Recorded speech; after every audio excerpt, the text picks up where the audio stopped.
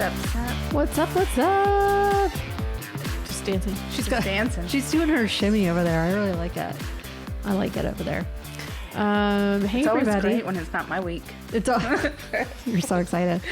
Hey, everybody. Welcome to another week of Case Files with Kat And Ashley. Yeah. Here we are. Ooh. It is the week before Thanksgiving. Yes. Yeah. So we're ready to eat. We're ready to chow down. One of the few holidays I actually like. Just because of the food? Yeah. Okay. All right. Well, what are your plans for Turkey Day? Eating, sleeping, not working. That's the game plan. That's it. That's it. That's literally just eating and sleeping. You're with family. Ish, yes. Ish. And is there like football on? No, absolutely not. I don't know. Like, that's the thing. We do not care at all about, no one that's involved in my Thanksgiving cares about sports. No shame to those who do. We just don't. We eat and we go our separate ways and we sleep and then get up and eat some more and then sleep. The tryptophan, right? Yeah. We're doing a Friendsgiving. Oh, nice. Yeah. I would much rather be doing that. Oh, well. I won't tell anybody. Okay. Your secret is safe with me.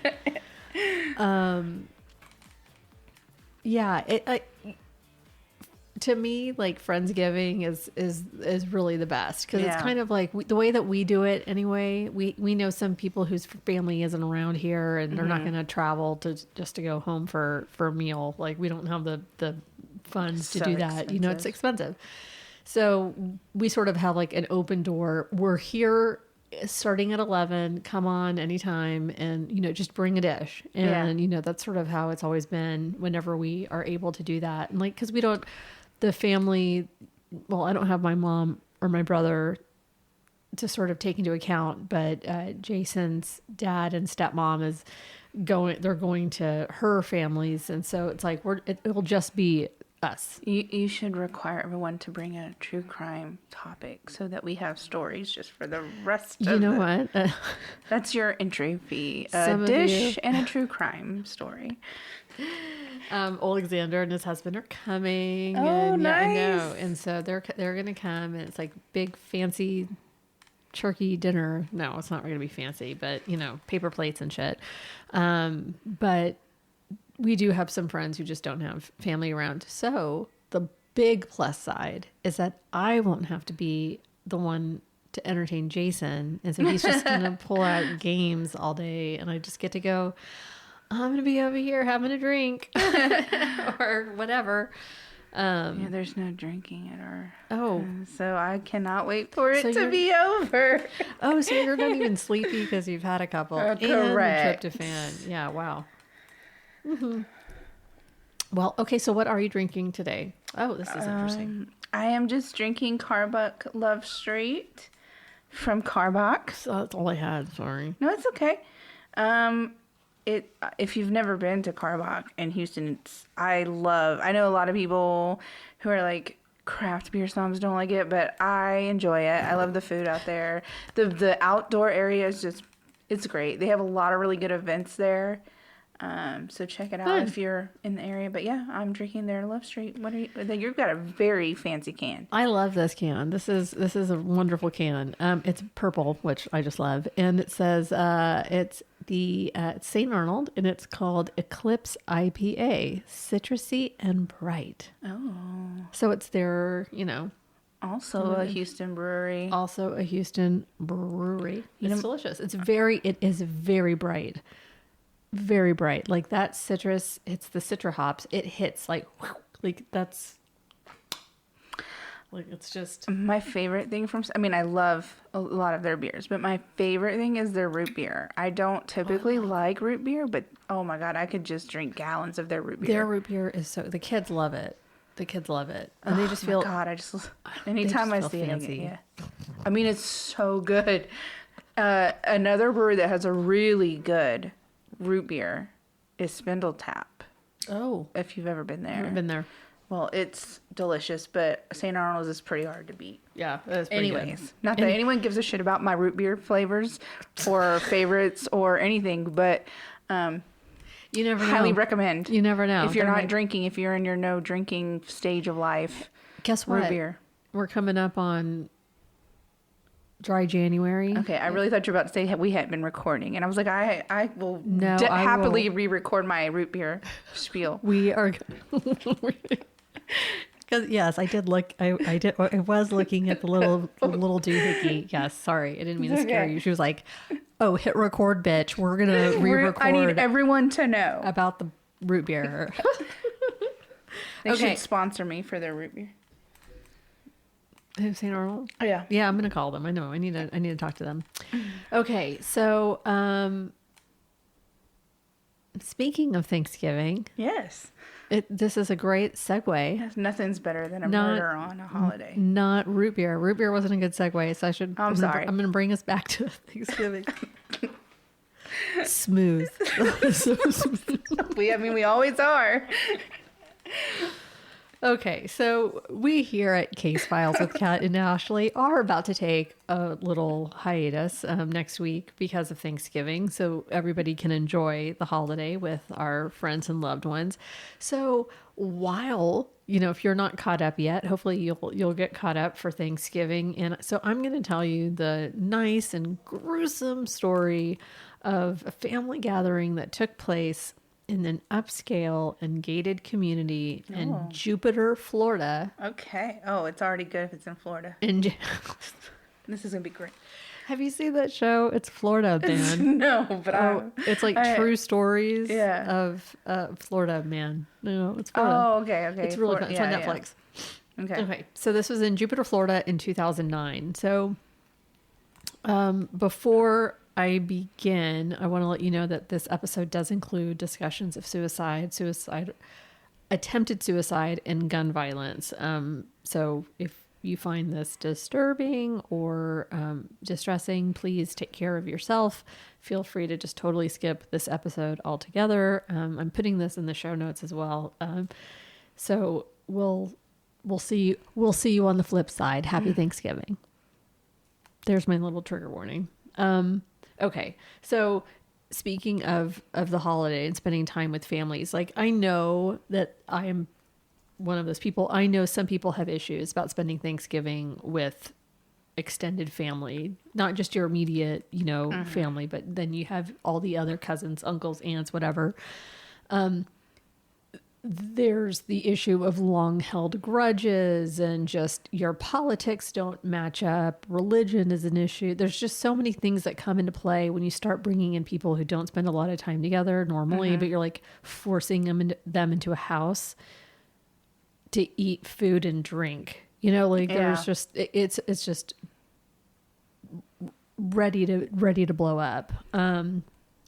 You have like your crazy kooky Uncle Bob saying all the things he's going to say. And you're just like, ugh, but most of us, me included, I'm pointing at myself, you smile and you try to get through the day to make, mom, dad, husband, wife, whatever, partner, spouse, to make them happy because this is what they want to do. And I'm pointing at Jason while I say that. He always wants to have like the whole family around, and that used to cause me a lot of anxiety, and we would fight about it because it's just like especially to have like my mom and my brother around, like it just caused me a lot of anxiety, and I would always just like, can someone else host it? Can we not be responsible for that? Well, for me, after my grandparents passed, I really just don't care about holidays, right? Like they were Thanksgiving was my grandmother's holiday. Yes. Halloween was my grandfather's Got it. holiday. Yeah. After them, the family never gets together. I've never had holidays with my like siblings or my mom, you know what I mean? So like, I don't personally get as excited for holidays as a lot of people do, but I do enjoy Thanksgiving food. I would prefer to spend it alone, but as you say, we do things to please other people. So Right. that's what I'll be doing. That's what we'll be doing. So you'll just, to keep things even keel, next year, maybe you guys can skip all that and come out, hang out with us. It's only a day. for most people, unless you have to travel, take a flight, it's only a day. But I know that with the holidays comes anxieties, and so I am not poo-pooing that. Believe me, this has been a conversation in this house many times that it causes me a lot of anxiety. And so believe me, I understand the holidays. And so this is not necessarily this story isn't really necessarily talking about just the general anxiety of being with family. Like this goes so far beyond whatever normal just angst or normal drama. This isn't like whatever, Uncle Bob, you know, this isn't like those kinds of, this is nothing like that. This goes so far beyond that. And let me just also say, those of you who also throw Friendsgivings and who host those, you rock. I'm not just saying it for myself. I know that I have been invited when I lived in other cities. It's just awesome. It's just so kind, and I love it. So we're paying it forward by hosting it ourselves. Okay, so back to my story. So this guy, woof. When I say it's nothing like what any of us have ever experienced, woof, right? He had some issues that hopefully nobody else has to ever go through again. When I looked up, like I wanted to do an event that happened on Thanksgiving. There's no shortage. Like I could do one every year for the next decade. You know what I mean? Like there's a lot. So unfortunately, that's unfortunate. Like that's unfortunate. That is very unfortunate. But not surprising. There's just a lot of, anyway, so I'll start from the beginning. Okay. So Paul Merhige, and I'm totally guessing on the pronunciation. I've heard it said, but it looks like it would be Merhige, but it's like Merhige, marriage. Okay, so Paul Merhige was a normal guy growing up. I mean, for all intents and purposes, it was him and his parents. He had twin sisters, this huge extended family. And it was said that in high school, he was, quote, vivacious and friendly. That's what vivacious. I don't know if I've ever described it. Vivacious. He was well liked. He was an honor student. He went to a hoity-toity private school, and he did really well. And he was smart, but he wasn't like, and I'm doing this in quotes, like bookish, nerdy, right? He was smart, but he didn't like look that way. He didn't fit the stereotype, right? He attended parties. He was on the varsity teams. He played football. He was a kicker, baseball, and he played soccer. He went to dances. Like he wasn't an isolated individual. He was very much a part of school life and was well liked. And he seemed to truly love his family. His senior year page, they got a page, I guess. Yeah. It was all about his family. He thanked his parents for all you have given me, and all 32, this is in quotes, all 32 members of his extended family. Oh my gosh. I don't even know how many people are in my extended family. So that's including his grandparents, aunts, uncles, and cousins saying, I love you now and will forever. And then to Lisa and Carla, who are his twin sisters, he said, I've been so lucky to be blessed with having twin sisters and being your protective older brother. I'm going to assume this doesn't age very well. No. Mm-mm. Sorry, I take a sip. So that was in high school. The next year, when he was about 19 years old, Paul had a breakdown and would eventually be diagnosed with obsessive compulsive disorder and severe depression. Okay. So then I wondered, would he have shown any signs of these things before? Right. Depression, maybe, maybe not. But OCD, like, would he have shown? So I put it in the old AI machine, and I was like, when do you start showing signs for OCD? And it said, so the AI machine said this. I don't know, AI machine. For OCD, the age of onset averages before age 25. So he's hitting that mark, but it can start as early as 6. Oh, wow. Men tend to have an earlier onset of OCD than women, and symptoms are usually worse for people between the ages of 15 and their late 20s, and then it levels off into the 30s. And after age 65, after the age of 65, symptoms may worsen again. Oh, I know.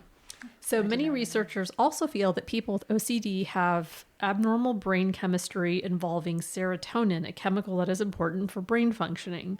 Unusual serotonin chemistry has been observed in people with OCD, and medications that relieve OCD symptoms can also change serotonin levels. However, it's not known whether serotonin chemistry is truly a key factor in the development of OCD. So research results are still inconclusive.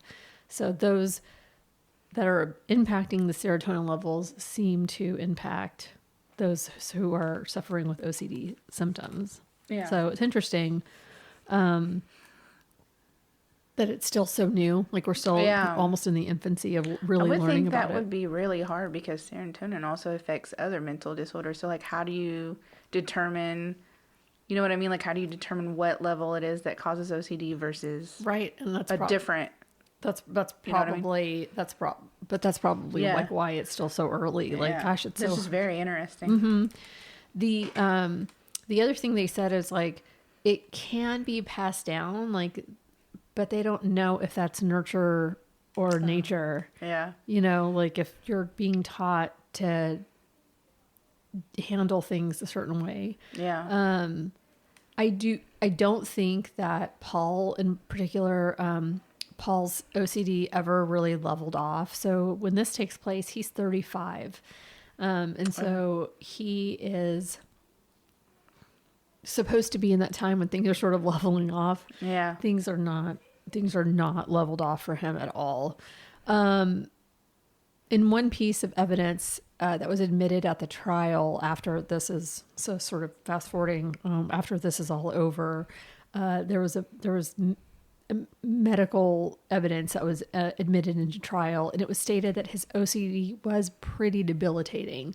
It wasn't just like, you know, I have to wash my hands or, you know, turn on the lights off and on or whatever, like something that seems so small.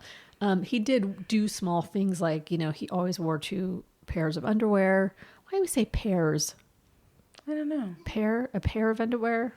Pairs of underwear? I don't know. Anyway, wow, I just got totally That's a distracted. story for another day. Woo! That is ADHD full effect. But then he also did things that would 100% be debilitating and keep you from being able to have a job. Like he would take showers that lasted for 5 hours. I'm Googling why we call it a pair of underwear. Pairs of underwear? Pair of underwears? Underwears. And you know, like his parents, so this started really at like 19. This was not really great, but his parents did their best. In fact, he was living with them up until 2009, which is the year that this happens. He moved into his own place, into an apartment in Miami, which they paid for.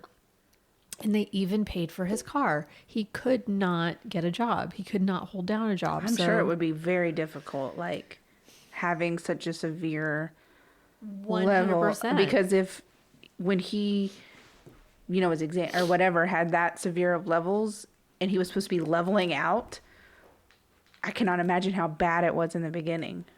So yeah, who knows? But it was like they weren't cutting him off or anything. They were just kind of, you know, and then as I learned more about the history of how, like between 19 and 35, you know, like what was happening.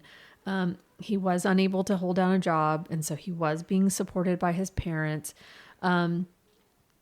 He also had a history of suicide attempts, so bringing it back to his depression, which included him shooting himself in the chest. Oh my gosh. And he survived.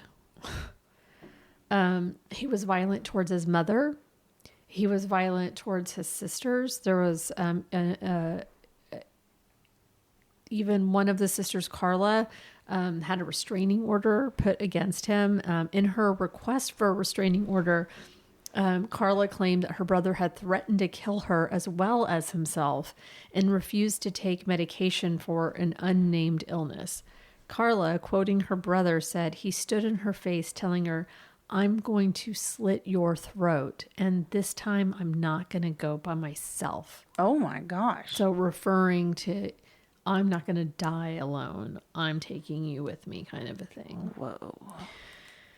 So she said the threats happened on a regular basis. And she sought the court's help to prevent further incidents of violence and harassment. But despite all of that, Carla voluntarily withdrew her request for a restraining order on May 12th, 2006, just 3 weeks after filing it. I wonder if the parents were like, "You can't do that." I would think something would have had to influence her, because I can't see if someone's threatening your life and you go through all that effort to get a restraining order that you're just going to, on your own, without any kind of influence, just withdraw it. So I think that like having heard the whole story, and we can maybe touch on it after you hear it all. I think that Dad I think Dad was his touchstone. I think that was his person. And you'll hear a little bit more about Dad's history, but I think it might have been Dad saying, "You can't do that. Like, we're family. You can't separate you know what I mean? Like, it's." I always love that line. You're family, though. I know, it's hard. That's a hard one for me. That's a hard one. No shade. I know. Rough. No shade, y'all. No shade. Okay. So the red flags were there. Yeah. Absolutely. But there was no public Florida record to indicate that Paul had ever been involuntarily committed. So I think that his parents were really trying to handle it on their own. Yeah.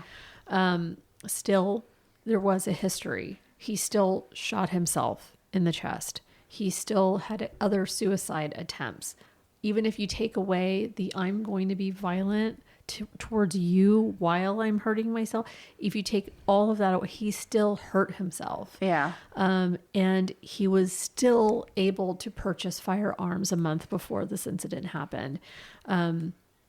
4 firearms, in fact. And they were able to see the surveillance of him going in, looking at rifles in a gun store.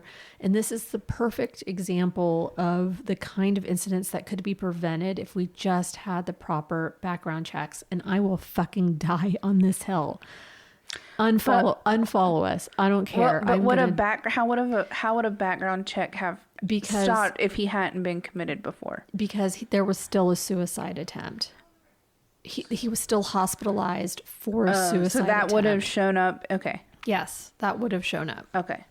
100%. Oh, okay. I mean, I didn't know that would show up on your background check. Yeah, if someone is suicidal, there's a flag that should be put on there so that they cannot buy guns. Okay, got it. Because like what you're just handing them. I know if you're bipolar, you can't, because like my sister's husband wasn't supposed to be able to buy guns because he was bipolar.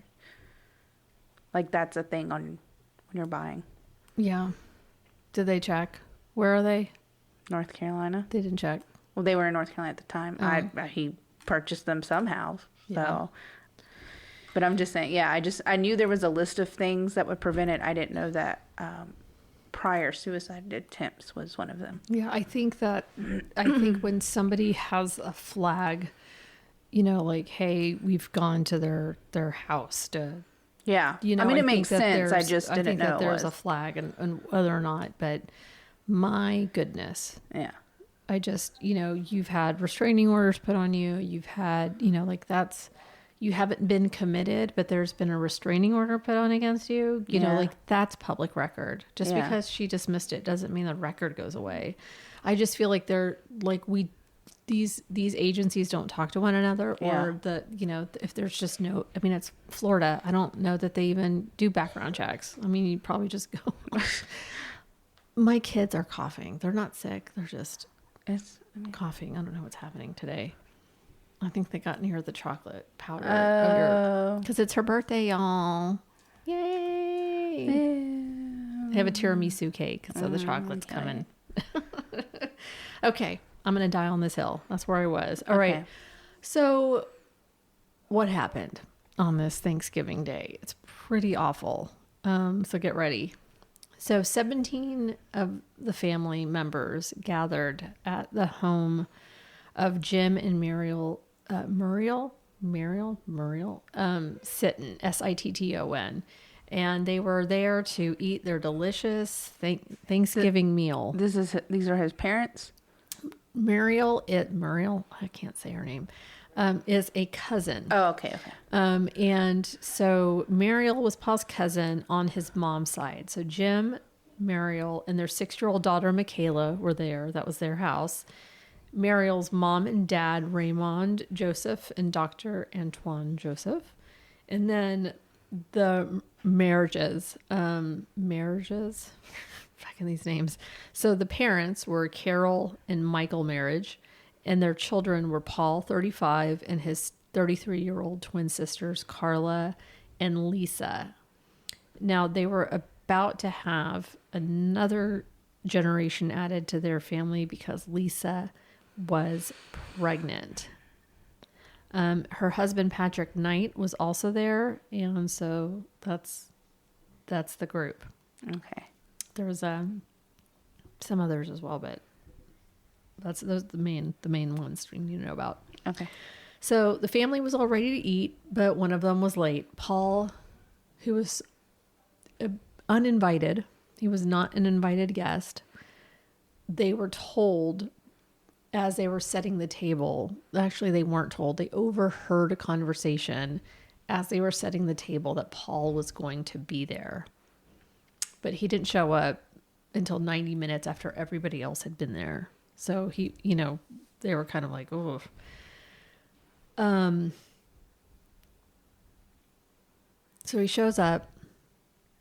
Everyone's eating. Paul doesn't eat. He just stays quiet and watches everybody.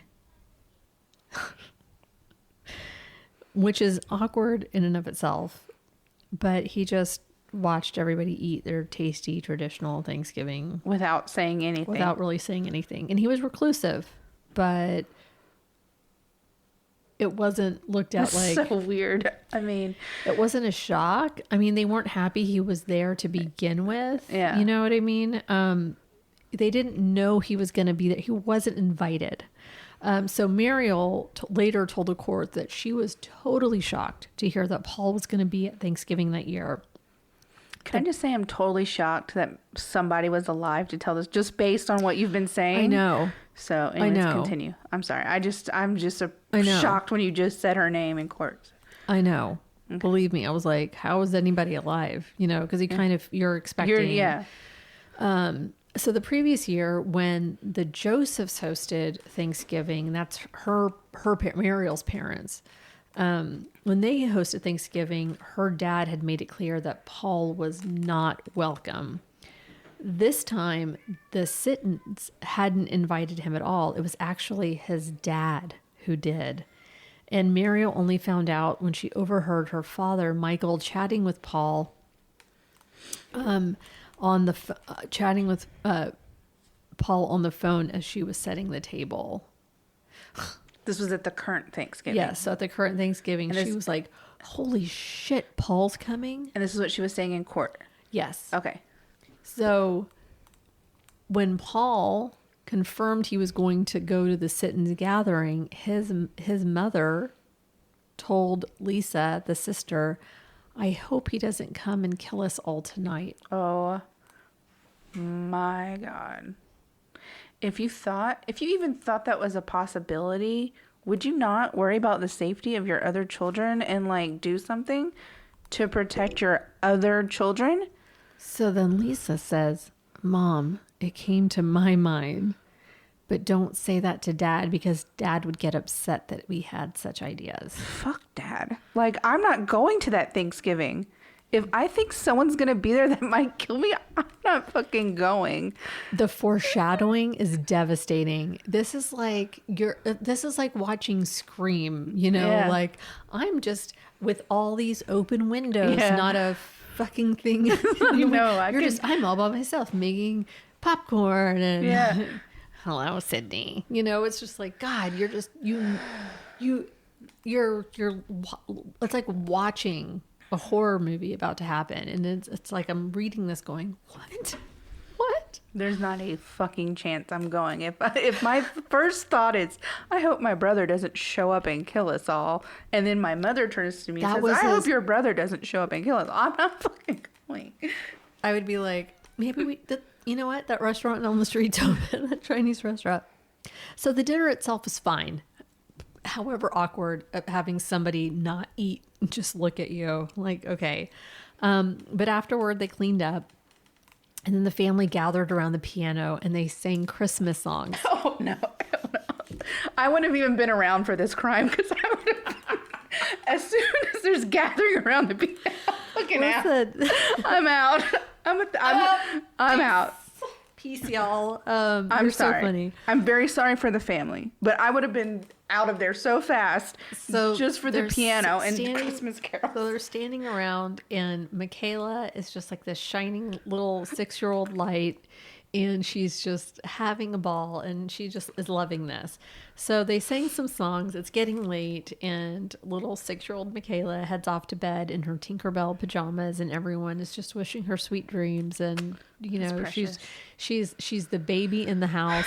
There's another one on the way, and you're just like it's just happiness. I'm sure if you enjoy being around family, right, and like you're used to this kind of thing, this is great. So I'm sorry if I offended anyone when I said I would have been out, but you gotta understand this was never my life. Like the holidays, family gatherings, that just didn't happen in my family. We ate and went our separate ways. I've never sang Christmas songs. I've never sang them. If someone pulls out a piano and starts doing Broadway show tunes, yeah, I'm in. I mean, if we start singing Halloween, like horror movie themes, like I'm in. But Halloween, like that. You do that. All right. You could do Nightmare Before Christmas songs. Sure, that's Christmas. I mean, I guess. But I wasn't meaning to offend anyone. Just honest to God, we didn't do the family thing. Like I've never been a part of a big family that's done these kind of things, or I've never owned a piano. Never owned a piano. Never seen Christmas carols. Maybe y'all should be like feeling sorry for us. Like I don't know. Like we literally, life. I would eat dinner with my grandparents, and then I'd be out with friends, probably passed out in a field, drunk. Like I was terrible. Well, okay, so single mom, single parent household, right? Who came from Mexico. Thanksgiving is not a Mexican holiday. And so when we were little, she was like, what is this? What is this Thanksgiving? Yeah. And in the grocery stores, you just have the end caps, and you have here's all your Thanksgiving needs. So it was stovetop and the candied, the jellied, cranberry sauce, yeah. And all the things to make your green bean casserole, yeah. And all, like, everything was right there. And so that's what I grew up on. I grew up on that. And yeah. So for me, when people are like, oh, I make the best homemade dressing, and I'm like, why not just use stovetop? Like, why are we doing this? Why are you reinventing the wheel? Is really what I want to say. It's really hard for people who didn't grow up with that being a tradition. Like having the homemade, I don't understand the people that spend all day doing these things when I'm like, it's in a box. Like you can just empty You can just put this shit in the microwave with some water. My 11-year-old does it by herself. You know what I mean? Like she can do it. And that's just, we let other people make their dressing, and we just bring the stovetop because we're just kind of like, I don't understand with like the big old cranberries in it. I just didn't grow up with that, Like, I don't know, my grandma would cook for like 5 million people, but it was always just the 3 of us, and I never understood. So then we just started going to restaurants and letting the restaurants cook for us. That's so much I mean, like, I just never did the traditional. It's just not my thing. As you know, I'm not a people-y person to begin with. Jason has a spreadsheet Oh my God! He Of course, the wizard has a spreadsheet of like, because he, when to start each of these things. And I'm like, this, you say it brings you joy. This does not bring you joy. Much power to you listeners that actually love this stuff and enjoy it and have great families. Like, much power to you. I'm very happy for you. I'm a little This jealous. is not what we had. Okay. I'm a little jealous. I'm a little jealous that this is like the way you choose to spend this holiday. Jealous. That's it. That's I'm all sorry. it is. I totally got us deeper. You did. All right. Okay. So everyone wishes Michaela sweet dreams. She's off to bed. And then at around 9 p.m., shit goes south. So Paul goes out to his car. He's gone for, they say, for about 20 minutes. He just goes outside. He's like, I'll be back. When he comes back, he has a handgun in his hand and he just starts shooting. Doesn't say anything. He doesn't look angry. There's nothing that riled him up just before or anything like that. So he shot his aunt, Raymond Joseph, in the shoulder. And while her husband, Antoine, was trying to stop the bleeding, Paul shot her again, point blank, in the chest.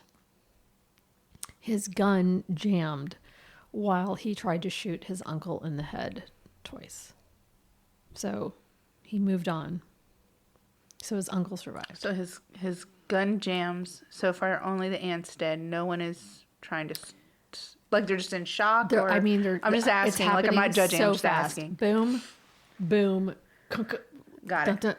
Changes, gets the other gun out. So he continues on. And because everyone's in the same room. Yeah. So then he gets Carla and Lisa. He shot and killed them both. And as I mentioned before, Lisa was pregnant. And after he shot and killed them, Jim Sitton later said that Paul said, I've been waiting 20 years to do this. Oh my God. Did Lisa's baby die? I assume it died. Okay. And then he reloaded his gun. Because Paul could stop there, he then shot his cousin, Clifford Gabara, who was lucky enough to only get grazed by the bullet. Then he turned on Lisa's husband, Patrick Knight, who was critically wounded and ended up in a coma for 3 months before he finally pulled through. I bet he wished he didn't. I know. I was just thinking I would not have wanted to. After that, Paul headed to Michaela's bedroom. Oh, God. Damn. Patrick later told authorities that after shooting the little girl, Paul came out of the room, but then almost right away went back in and shot her again. As Patrick put it, I guess to make sure she was dead. He did not shoot his parents.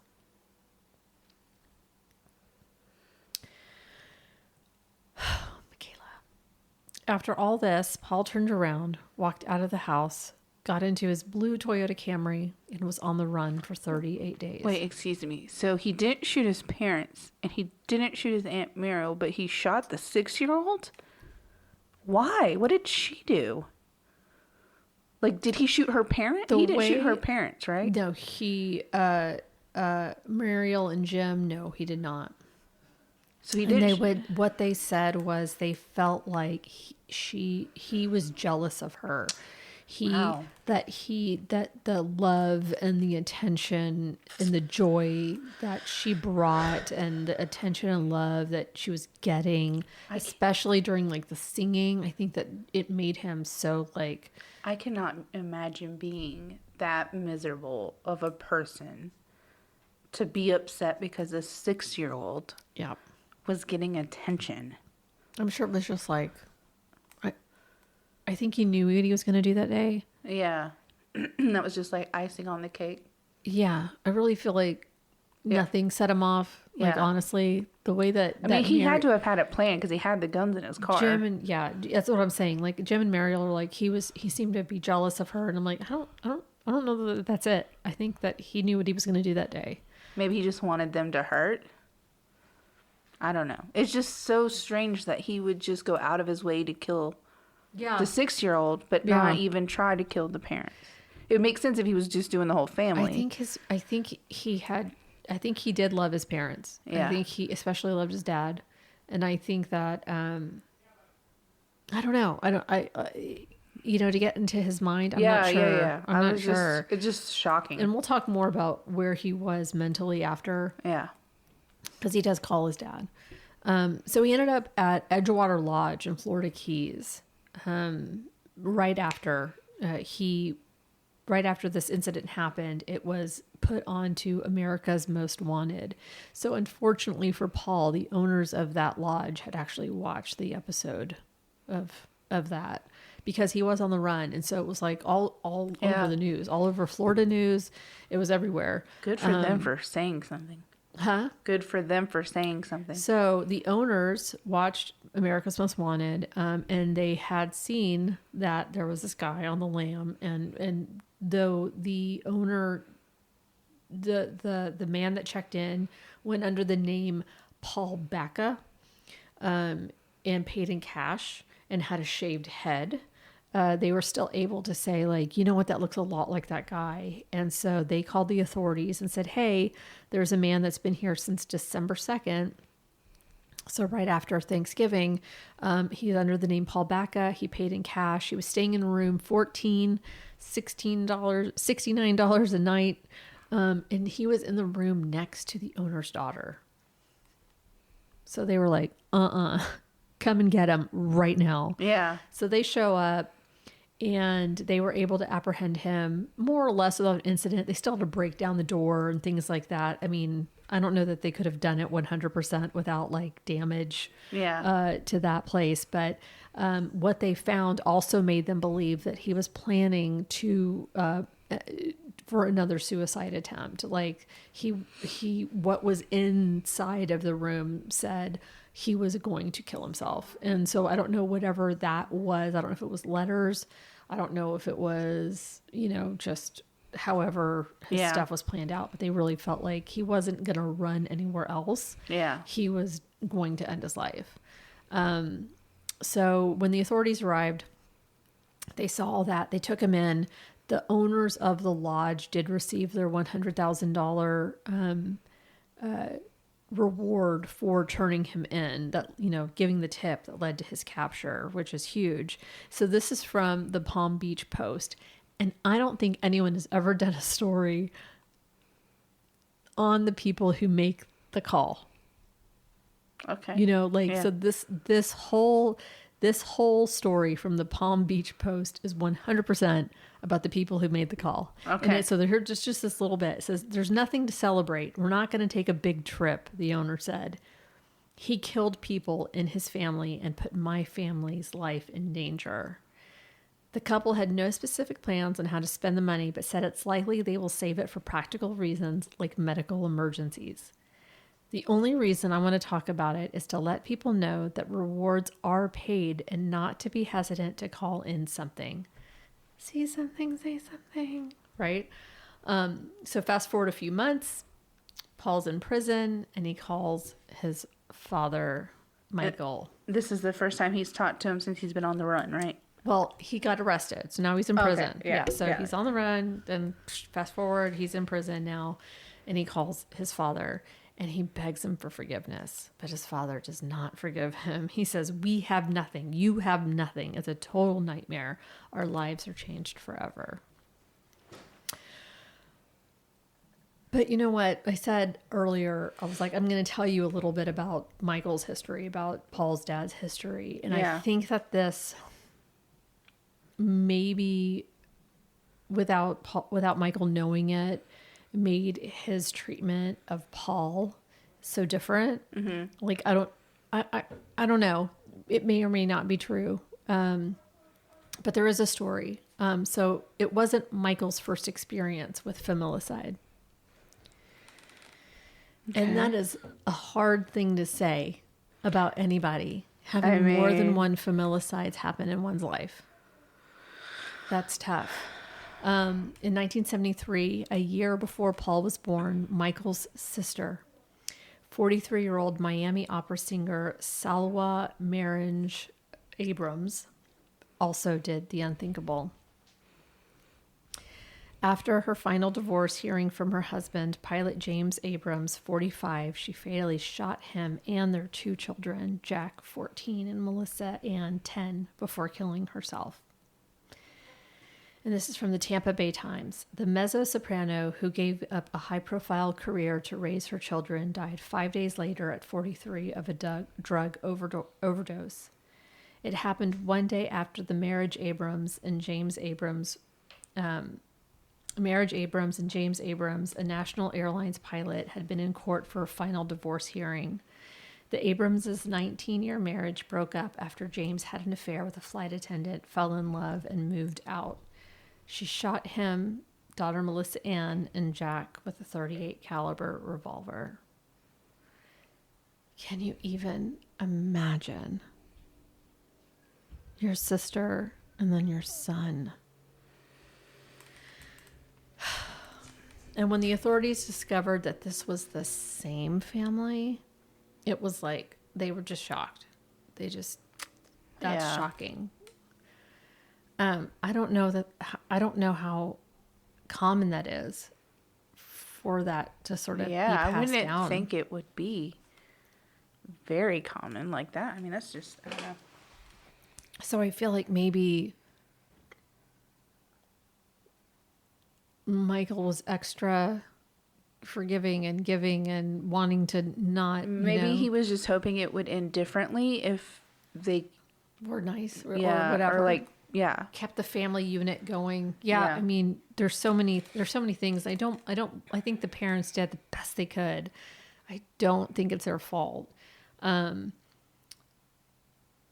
So this is from WFTV.com. And I said that Paul had called in to Michael, and so they did record some of these phone calls. And so this is from WFTV.com.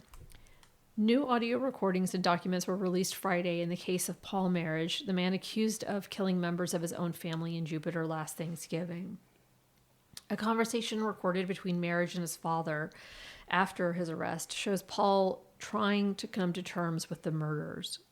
He says, "I think about heaven, I think about them constantly.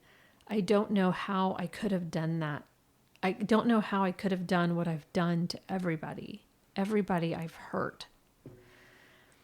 In a tearful phone call from behind bars, Paul accepted full responsibility for the murders of 4 family members of his family. "It's because of me. Everybody was right about me. Everything Mom would say. It was completely right." Ugh. Throughout the conversation, Merhige's father listened to his son, only speaking to tell him about the family's pain. "It's a total nightmare, an emptiness. Our life has changed forever," said Michael. Also just released a police interview with one of the survivors of the massacre, Patrick King. In an interview with detectives, King said Merhige showed no signs of anger before opening fire on the family. "He was so normal acting. He asked me about my legal cases. We talked about football. I would never have thought that he would do something like this." King offered a vivid description of the shooting, which ended with the murder of Merhige's 6-year-old cousin, Michaela. "I saw him run in Michaela's room and shoot her. I didn't see him shoot her, but I heard it. And then he started to come out, and then he went back in and shot her again." The state attorney's office is seeking the death penalty in the case. Merhige's next court hearing is set for November, and that was from 2010. For his part, Paul said he'd like to be sent to a hospital. So, as you just heard, the prosecutors were going for the death penalty, but ended up offering him a plea deal instead, which just infuriated Michaela's dad, Jim Sitton, who worked as a photojournalist at a local news station.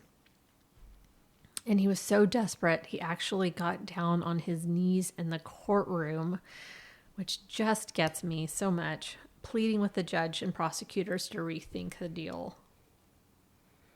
I cannot believe that he got a plea deal after cold-blooded murder of a 6-year-old. Amongst the other members, but especially of the child. So in the end, Paul, who was 37 at the time, was sentenced to serve 7 consecutive life sentences. He'll never get out. The Sittons and Patrick Knight ended up suing Paul's parents for accusing them of negligence. They claimed Paul's parents purposefully didn't tell them that he had been invited, or warn them that he was coming. Like they just were like, "Oh, he's coming." You know, they didn't give him time to make any different plans. According to the Sittons, they opened the door that day to an uninvited intruder who tried to kill at least 7 of his own family members. Eventually, the lawsuits were dismissed. I mean, they aren't responsible for those actions. They were just trying to be parents, you know, so those were dismissed. But the accusations are pretty fucking powerful. I mean, I would have to agree to disagree, because I feel like the father was very much complacent in his son's behavior and putting his other children in danger by basically saying, "Oh, it's family, don't worry about it, your brother's, you know, whatever," and then inviting him and not telling them, knowing that he was at least a danger to himself, and not trying to get him help. I bet, knowing what your sister did. I just bet his dad didn't think he would actually do anything. And like there's... Yeah, but to think that after your sister did it, when you probably thought your sister would never do it, you know what I mean? Like, I don't know. I can understand how parents just don't want to believe what's possible. Yeah. They just don't want to think, you know, like, no, they would never do that. They would never do that. You know, you don't want to think the worst of your kid. Yeah. But I don't think they're completely blameless is all I'm saying. I don't think that they're blameless, but I'm not saying it's their fault that he brought guns and shot everyone, but I do think they hold some blame in not getting him help, not trying to get him help. Yeah. You know, especially when he was trying to hurt himself. Like, knowing he was so adamant about wanting to hurt himself. There's such a stigma, though. There is. And that was that's an older generation. Yeah, I feel like our generation is going to be like, we're going to get you help. I think it's so unfortunate. That pendulum has swung the other way. You know, that generation was like, you know, you're fine. You're fine. Yeah. You know, no. And I mean, I know it's different for men a lot of the times, and too. It's different for men. It's just a very unfortunate situation all the way around for everyone involved. Oh my God. It's heartbreaking. It's heartbreaking. I can't even imagine. I feel so bad for everybody who survived that night. Yeah. Not Paul, but I feel so sorry for everybody else who survived that night. So while Paul remains in prison for life for the remaining family members does go on. And so this was an update that was 10 years after the event. And it actually warmed my heart. So this is from WPTV. So Muriel Sitton says, she would have been 16 going on 17. I can't believe it's been 10 years. Sometimes it feels like yesterday. Other times it feels like it's been one long marathon. Jim Sitton says, after the murders, all the joy and laughter and little girl giggles left us a cold, empty house. During their months and years of grief, one thing was clear. They wanted to be parents again. Having a baby was not guaranteed or easy, but in 2012, their prayers were answered with the birth of Natalia Grace. Then 2 years later, Rayla arrived and completed their family. And they still live in the same house. I don't think I could. They can't imagine leaving. And like, this is like bringing tears to my eyes. To leave would be to leave all of the memories of Michaela that they have. And they are people of faith. And so that is just like, it's not an option for them. Yeah. So this is at the end of the article. The couple says faith is why they survived losing their child when statistically many couples don't. We're Christians, and without our faith in Christ and his strength, I don't think we'd have been able to make it, and I know we wouldn't be married, says Jim. He's just given me an ability to move forward, and when those memories come, I'm able to not crumble like I did in the early days, says Muriel. Their faith calls upon them to forgive the murderer. Forgiveness, in the beginning, it wasn't even an option for me, says Jim. How can that be forgiven? Yeah, that's a lot to forgive in all of this, but it's a process, says Muriel. We've done it. and we think we're done, and then you just have to keep going and doing it. Jim says, I still wrestle with the rage inside that comes back, and you forgive again. You forgive and rage and forgive again. And God's not finished with me yet, but we're so much further along on that journey than we were back then.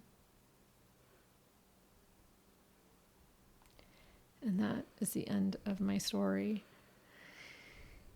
They are such good people. God, they are such good people. Much better than I would. And but I also don't have the faith to fall back on. Yeah. And, even as an atheist, like I appreciate so much. I appreciate so much how much faith gives people who have experienced trauma strength. I appreciate that. And like, I definitely envy that ability. That. Yeah. It's I love it. I love watching, hearing people talk about it. It's like, it's great. I'm so glad they have that. Yeah. And Jason and I were like, what if we're wrong? Like if one of our kids got so sick that they were on the verge of death, I was like, you better believe I'm going to be like, prayer warriors, what's up? You know what I mean? Like I'm going to pagan goddesses and gods. Like, I mean, you're going to do whatever you you need to do. I'm going to reach out to all entities. Yeah. One of them has to be right to save my kid. You know what I mean? Like yes, I envy the people whose faith is so strong that this is how they handle a tragedy like that. They stay in the same house. Oh my God. And stay together. I have a hard enough time going up into that guest room, and my mom was only here for a few months. I'm like, ugh, just that's too many. That's too much. Yeah. So I just can't even. They're amazing people. That's it. So that's it. That's my story. Well, way to just depress everyone right before the holidays. As if they're not already depressing. I know. Drink more or whatever you're saying. Go for a walk. Go for a walk. Listen to us tell us. This is your permission to not go to Thanksgiving? Find a Friendsgiving near you. Play our podcast and you'll never get invited back. Problem solved.